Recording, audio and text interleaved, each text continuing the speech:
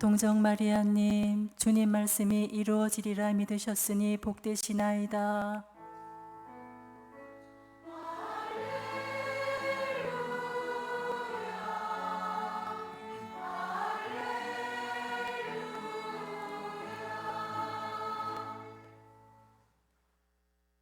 주님께서 여러분과 함께 요한이 전한 거룩한 복음입니다.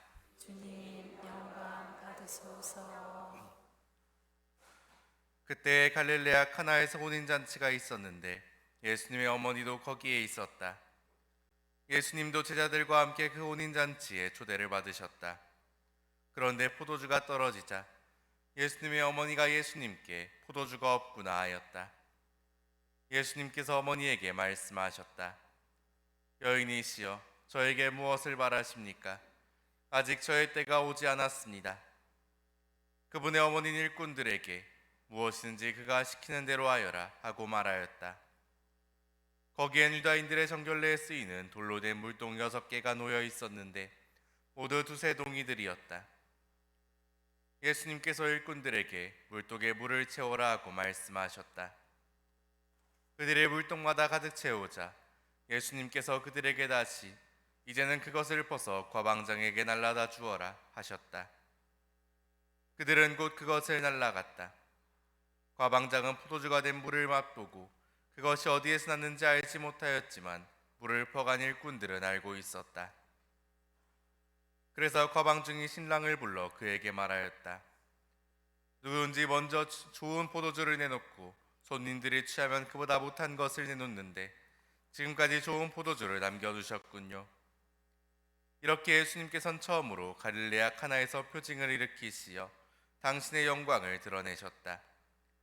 그리하여 제자들은 예수님을 믿게 되었다.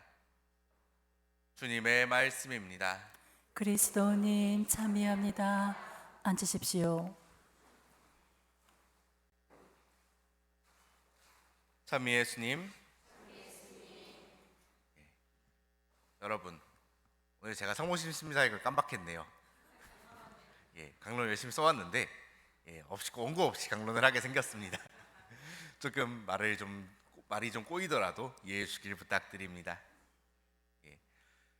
오늘 성모심신 미사 지향 혹시 뭔지 기억하세요?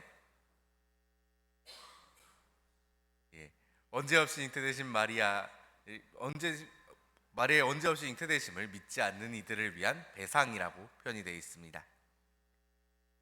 그런데 여러분, 그런 생각 안 하세요? 그 사람들이 안 믿는 걸 왜 저희가 배상을 해야 돼요? 왜 해야 되나요?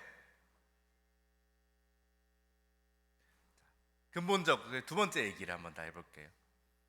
믿지 않는 자들의 죄를 주님께서 벌하실까요? 믿지 않음에 대한 벌을 주님께서는 그걸 죄라고 얘기하실까요?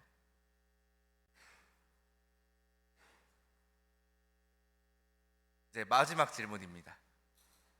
과연 세상의 죄는 우리가 배상해야 되는 걸까요?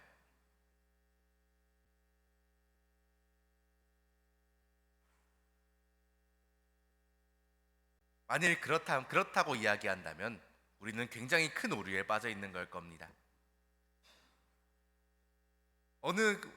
우리가 가끔 어떤 성가에 그런 이야기가 있습니다. 그런 기도문을 하기도 하고요. 주님의 십자가를 제가 지게 해주십시오라고 이야기를 할 때가 있습니다. 그런데 여러분, 주님의 십자가를 우리가 질 수 있나요? 우리는 주님의 십자가를 질 수 없습니다.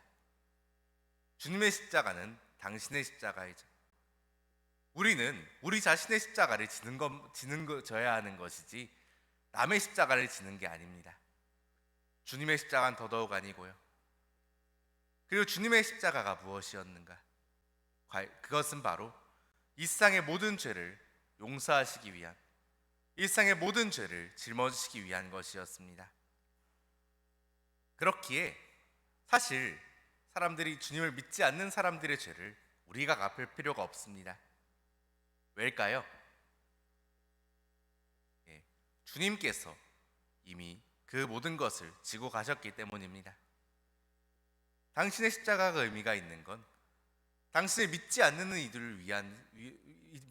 이들을, 당신을 원망하는 이들까지도 당신께서는 지고 가시고 사랑하셨다는 데 있을 겁니다. 오늘 갈릴레아 카나에서 일어난 이 표징의 사건에서 드러나는 것이 바로 그것입니다. 주님의 정결례, 새로운 계약의 정결례는 물로 이루어진 것이 아니라 주님의 피로 이루어진 것이었다는 사실을 오늘 표징은 우리 부에게 너무나도 잘 드러내 보여주고 있습니다.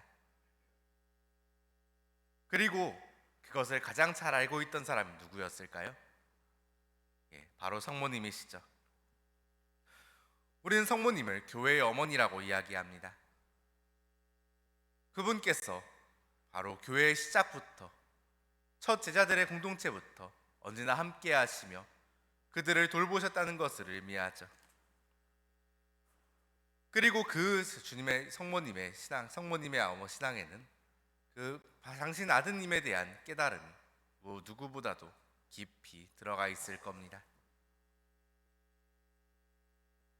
당신 자신의 힘이 아니라 바로 예수님의 업적에 대한 신뢰를, 예수님의 구원의 십자가가 우리 모두의 죄를 없앴다는 그 신비에 대한 성찰을 누구보다 깊게 하신 분이 바로 성모님이실 겁니다. 왜냐하면 성모님은 그 사실을 누구보다 깊게 체험하신 분이기 때문이죠.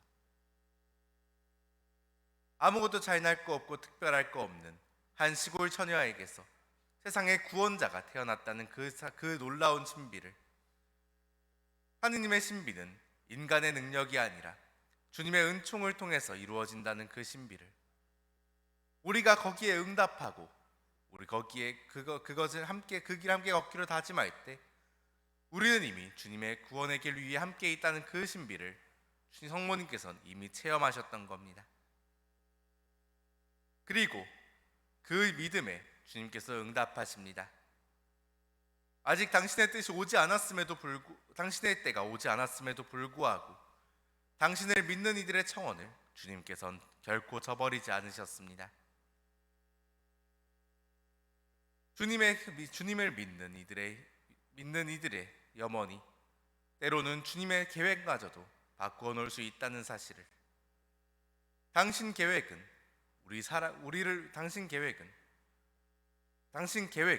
우리가 벽종하는 것이 아니라 그분의 계획 우리와 함께 걸어가시는 것이라는 사실을 오늘 우리가 기억할 수 있으면 좋겠습니다. 오늘 복음화서 말씀 함께 묵상하며 강론 마무리합니다. 동정 마리아님, 주님 말씀이 이루어지리라 믿으셨으니 복되시나이다. 아멘.